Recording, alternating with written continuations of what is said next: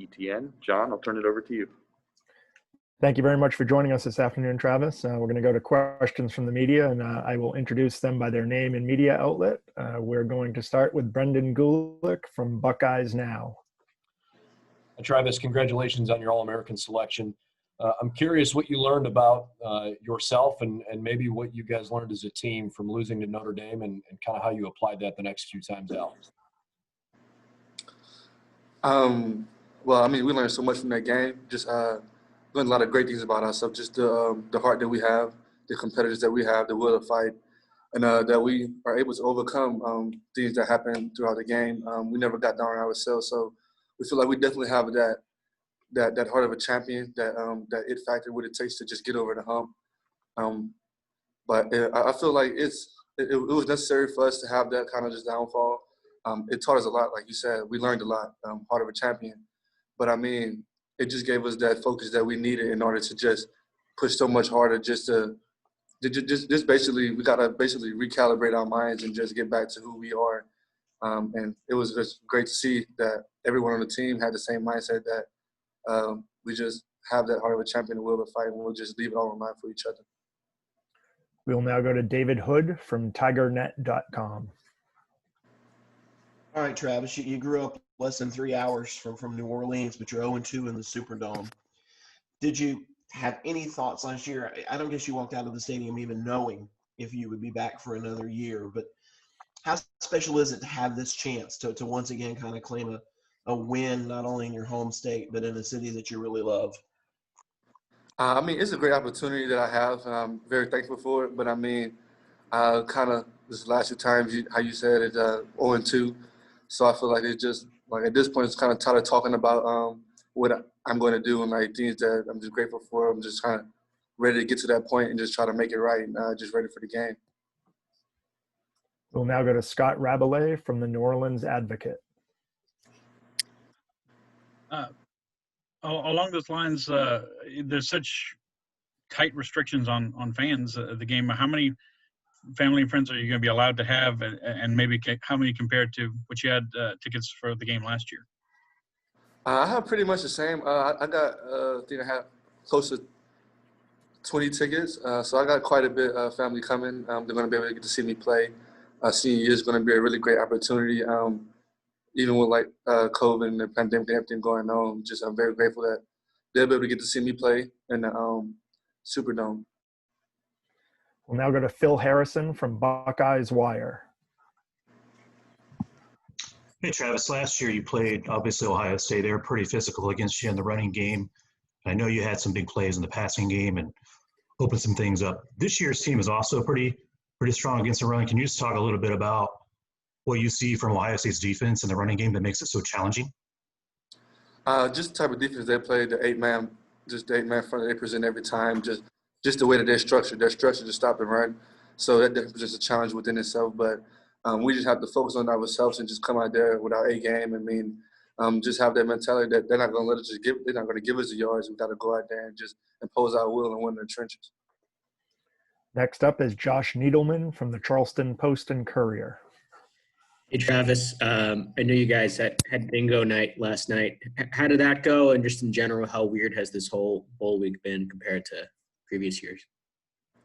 This bowl week, it's been kind of weird just because we're not at the spot. We don't have just the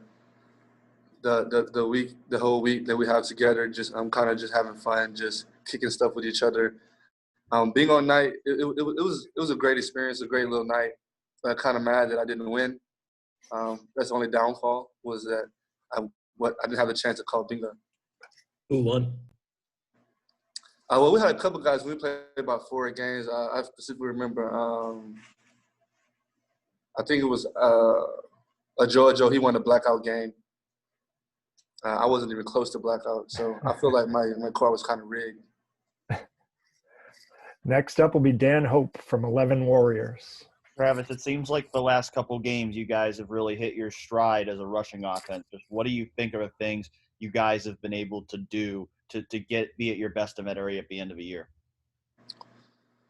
Just having that, just being here at Clemson, just knowing that you have to get better as the year goes on, and we just have that structure that we just continue to get better throughout the year. So I mean, it's just structured that way for us to keep getting better and better. And I mean, we have that mindset now. We know so much more about ourselves and what we need to work on in the run game. And we just get to work Monday through Friday, and it's showing up on Saturday. So, I mean, we just got to just keep grinding, keep critiquing ourselves, being coachable, and just keep getting better and go out there and make plays in the run game. We'll now go to Anna Hickey from Clemson 24/7. Hey, Travis. Last year, obviously, against Ohio State, you were very impactful in the passing game, struggled a little bit more to run the ball. You think what you were able to do against Notre Dame, kind of having that breakout performance after a little bit of a lull maybe in the run game in general, how much can you carry that over? And then how much is your running performance from against Ohio State last year kind of in the back of your mind? Honestly, I haven't thought about it much at all. I mean, it is what it is. It's a game within the game. Teams, this is how Ohio State is structured to stop the run. So we just have to find ways to get me the ball and just get me in space and just let me be effective other ways in the game. And I feel like my coach has really done that and really put me in the position to do that.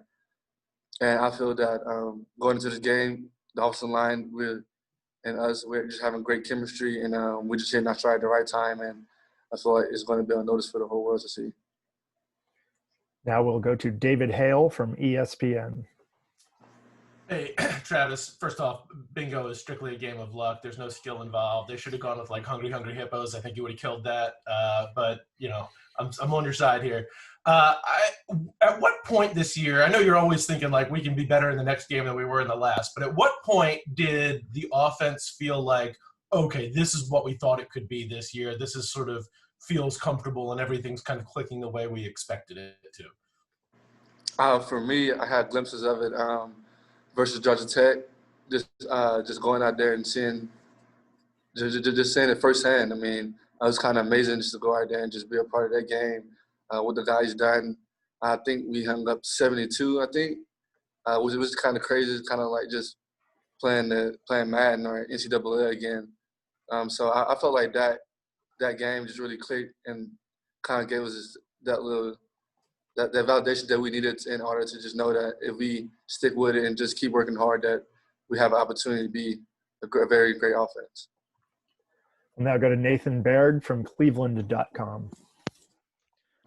Hey, Travis, another question kind of about Ohio State's defense, but you're such a versatile player that Clemson can find ways to exploit matchups with you a lot of ways, but Ohio State's linebackers are pretty versatile guys who used to start outside, start inside now, and kind of vice versa. Just what do you have to do to still, I guess, do what you do against a defense, or especially a linebacker core that has that many like versatile guys? Just be who we are. I mean, just preparation, just coming day in, day out, game planning for that specifically, and just our coaches putting us in the right position to make plays. I mean, it's championship phase. I mean, everybody's great. It's the best of the best, and we wouldn't want it any other way. So it's just being confident in who you are, your game plan, your schemes, and stuff like that, and coaches putting you in the right position to make plays. We have time for one more question. Dennis Dodd from CBS Sports. Hey, Travis, could you talk about how sneaky good Trevor Lawrence is? Sneaky good. I don't feel like he's sneaking up on anyone at this point in his career. I mean, he's a great quarterback, great leader, a great player. So, I mean, sneaky good. I mean, which he might be a little faster than you would expect, but I see him run every day, so I know what kind of quicks he have and things of that sort. So, I mean, ain't nothing sneaky about Trev. He's the best player in the country. I mean, he ain't sneaking up on nobody. Thank you very much for your time here, Travis. Good luck in the rest of your preparations, and good luck on your trip back home to Louisiana.